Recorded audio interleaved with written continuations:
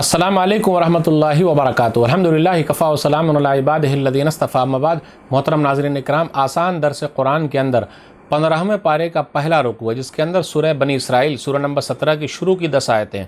اعوذ باللہ من الشیطان الرجیم، بسم اللہ الرحمن الرحیم۔ سبحان الذی اسری بعبدہ لیلا من المسجد الحرام الی المسجد الاقصی الذی بارکنا حولہ لنریہ من آیاتنا انہ هو السمیع البصیر۔ وہ اللہ پاک ہے جو رات کے ایک حصے میں اپنے بندے کو مسجد حرام سے مسجد اقصیٰ تک لے گیا، جس کے ارد گرد ہم نے برکت رکھی ہے تاہم اسے اپنی قدرت کی نشانیاں دکھائیں، بے شک وہ خوب سننے والا خوب دیکھنے والا ہے۔ وَآتَيْنَا مُوسَى الْكِتَابَ وَجَعَلْنَاهُ هُدًى لِبَنِي إِسْرَائِيلَ أَلَّا تَتَّخِذُوا مِن دُونِي وَكِيلًا، اور پہلے ہم نے موسیٰ علیہ السلام کو کتاب دی تھی اور اسے بنی اسرائیل کے لیے ہدایت کا ذریعہ بنایا تھا تاکہ میرے سوا کسی اور کو اپنا کارساز نہ بنانا۔ ذریۃ من حملنا مع نوح انہ کان عبدا شکورا، یعنی اے ان لوگوں کی اولاد جنہیں ہم نے نوح علیہ السلام کے ساتھ کشتی میں سوار کیا تھا، بے شک نوح علیہ السلام ایک شکر گزار بندے تھے۔ وقضینا الی بنی اسرائیل فی الکتاب لتفسدن فی الارض مرتین ولتعلن علوا کبیرا، اور ہم نے بنی اسرائیل کو کتاب میں یہ فیصلہ سنا دیا کہ تم زمین میں 2 مرتبہ ضرور فساد کرو گے اور تم ضرور بہت بڑی سرکشی کرو گے۔ فَإِذَا جَاءَ وَعْدُ أُولَاهُمَا بَعَثْنَا عَلَيْكُمْ عِبَادًا لَنَا أُولِي بَأْسٍ شَدِيدٍ فَجَاسُوا خِلَالَ الدِّيَارِ وَكَانَ وَعْدًا مَفْعُولًا۔ پھر جب دونوں میں سے پہلا وعدہ آیا تو اے بنی اسرائیل، ہم نے اپنے سخت لڑنے والے بندے تم پر بھیج دیے، چنانچہ وہ تمہارے گھروں میں گھس گئے، اور یہ ایک وعدہ تھا جسے پورا ہونا ہی تھا۔ ثم رددنا لكم الكرة عليهم وامددناكم باموال وبنين وجعلناكم اكثر نفيرا، پھر ہم نے پھیر کر تمہیں ان پر غلبہ دے دیا اور مال اور بیٹوں کے ساتھ تمہاری مدد کی اور تمہیں تعداد میں پہلے سے بہت زیادہ کر دیا۔ ان احسنتم احسنتم لانفسکم وان اسأتم فلها فاذا جاء وعد الاخرة ليسوءوا وجوهكم وليدخلوا المسجد كما دخلوه اول مرة وليتبروا ما علوا تتبيرا، اگر تم نیکی کرو گے تو اس کا فائدہ تمہیں ملے گا اور اگر تم برا کرو گے تو اس کا نقصان تمہیں ہی ہونے والا ہے۔ پھر جب آخری وعدے کا وقت آیا اور تمہارے دشمن غالب آ گئے تاکہ وہ تمہارے چہرے بگاڑ دیں، اور جس طرح پہلی مرتبہ مسجد میں داخل ہوئے تھے اسی طرح پھر اس میں داخل ہو جائیں، اور جس چیز پر غالب آ جائیں اسے تباہ کر دیں۔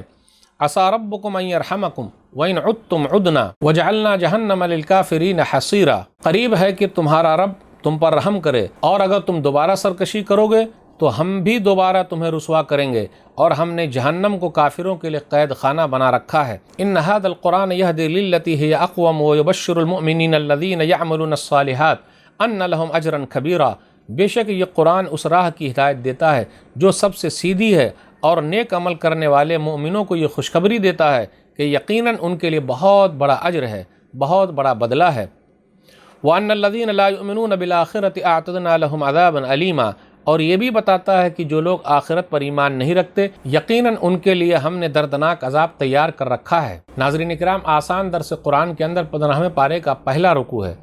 15واں پارہ الحمدللہ یہاں سے شروع ہو رہا ہے، جس کے اندر سورہ بنی اسرائیل سورہ نمبر 17 کی شروع کی 10 آیتیں ہیں، آیت نمبر 1 سے 10 تک۔ آئیے غور کرتے ہوئے چلیں۔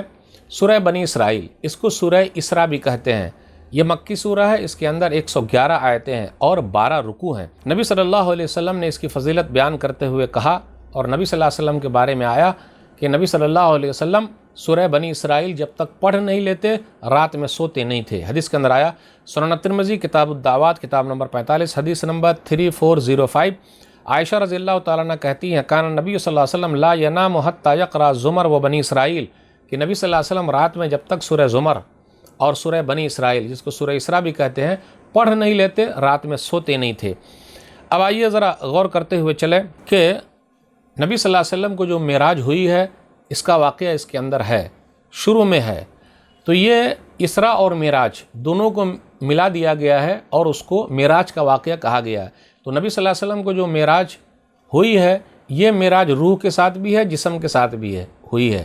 کوئی یہ کہے صرف روح کے ساتھ ہوئی تو یہ غلط ہے۔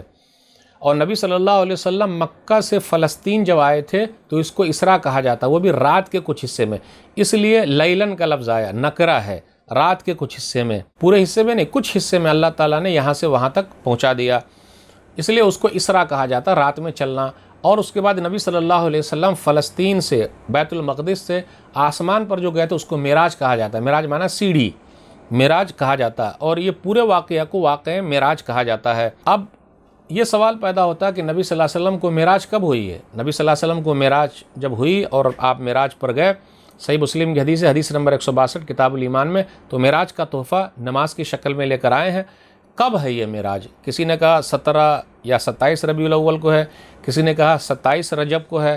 تو دن میں بھی اختلاف ہے، تاریخ میں بھی اختلاف ہے، مہینے میں بھی اختلاف ہے، لیکن ایک چیز میں اختلاف نہیں ہے کہ نبی صلی اللہ علیہ وسلم کو جو معراج کا واقعہ پیش آیا ہے یہ ہجرت سے پہلے کا ہے، اس میں کسی کو بھی اختلاف نہیں ہے۔ اس لیے ہم اور آپ 27 رجب خاص نہیں کر سکتے، نہ 17 ربیع الاول، نہ 27 ربیع الاول، اس سے لوگوں کو بچنا چاہیے۔ اب آگے بیان کیا جا رہا، ذرا غور کرتے ہوئے چلے کہ مکہ سے فلسطین تک 40 دن لگتا ہے۔ مکہ سے فلسطین جائیں گے تو 40 دن لگے گا، اس لیے مسجد اقصیٰ کو دور کی مسجد، اقصیٰ معنی دور، دور کی مسجد کہا گیا ہے۔ بارکنا حولہ، ہم نے اس کے ارد گرد برکت کی چیزیں رکھی ہے۔ تو آپ دیکھ لیجئے وہاں برکت ہی برکت ہے۔ فلسطین میں بیت المقدس کے پاس یہ علاقہ ایسا ہے جہاں نہریں ہیں، پھلوں کی کثرت ہے، نبیوں کے ٹھہرنے کی جگہ ہے، نبیوں کے دفن ہونے کی جگہ ہے، تو اس لحاظ سے یہ علاقہ بڑی برکت والا ہے، اس لیے کہا گیا اس کے ارد گرد برکت ہے۔ پھر اس کے بعد آگے ذکر ہے نوح علیہ الصلوۃ والسلام کے بارے میں، انہ کان عبدا شکورا، وہ اللہ تعالیٰ کے شکر گزار بندے تھے۔ تو آپ دیکھ لیجئے 14ویں پارے کے آخر میں ابراہیم علیہ الصلوۃ والسلام کے بارے میں ذکر تھا کہ وہ شکر گزار بندے ہیں، اور 15ویں پارے کے شروع میں نوح علیہ الصلوۃ والسلام کے بارے میں شکر گزار بندے۔ تمام انبیاء علیہ الصلوۃ والسلام شکر گزار ہیں، لیکن خاص طور پہ ذکر ہو جانا اہمیت کو بتاتا ہے۔ اب آیت نمبر 4 سے 8 کے درمیان غور کیجئے، یہودیوں کو اللہ تعالیٰ نے 3 مرتبہ سزا دی ہے، خاص طور پہ اس کا ذکر ہے۔ پہلی مرتبہ یہ ہوا فَإِذَا جَاءَ وَعْدُ أُولَاهُمَا، کہ بابل کے فرما روا بخت نصر کے ہاتھوں ان کی پٹائی ہوئی، کٹائی ہوئی اور پسائی ہوئی۔ پٹائی، کٹائی، کٹائی اور پسائی سب یہودیوں کی ہوئی ہے بابل کے فرما روا بخت نصر کے ہاتھوں۔ اور یہ کب ہوا ہے؟ عیسیٰ علیہ الصلوۃ والسلام کے آنے سے 600 سال پہلے کا واقعہ ہے۔ کچھ لوگ یہ کہتے ہیں کہ جالوت کے ذریعے ان کی کٹائی ہوئی ہے، اور پہلی مرتبہ جب ہوا تھا تو ان لوگوں نے شیعیہ علیہ الصلوۃ والسلام اپنے نبی کو قتل کر دیا تھا، تو اللہ تعالیٰ نے ان کو پکڑ لیا۔ اب دوسری مرتبہ اللہ تعالیٰ نے ان یہودیوں کو کب پکڑا؟ جب ان لوگوں نے زکریا علیہ الصلوۃ والسلام کو قتل کیا اور عیسیٰ علیہ الصلوۃ والسلام کو قتل کرنا چاہ رہے تھے۔ تو یہ کب ہوا؟ 70 عیسوی کا یہ واقعہ ہے۔ رومی بادشاہ ٹائٹس کے ذریعے اللہ تعالیٰ نے ان لوگوں کو پٹوایا، کٹوایا، مروایا اور نقصان پہنچایا۔ یروشلم پر حملہ کیا، لوگوں کو قیدی بنایا، لوگوں کے مال لوٹ لیے، مذہبی صحیفوں کو پامال کیا، بیت المقدس اور ہیکل سلیمانی سب کو تخت و تاراج کر دیا، ہمیشہ کے لیے جلا وطن کر دیا۔ یروشلم سے ان لوگوں کو ٹائٹس نے، بادشاہ نے نکال دیا، اس لیے پوری دنیا میں گھوم رہے۔